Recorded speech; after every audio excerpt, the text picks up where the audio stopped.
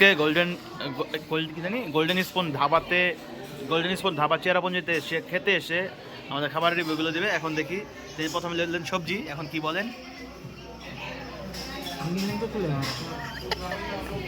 Next one ডাল।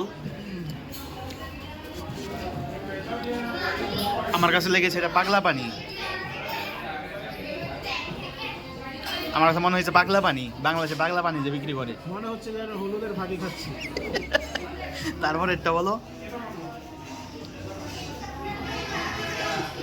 এটা হচ্ছে চাটনি, টমেটো চাটনি।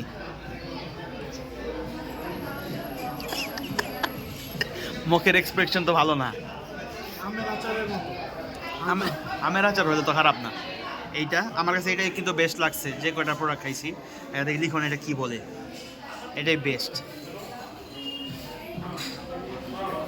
আছে 100-এর মধ্যে 50% আছে।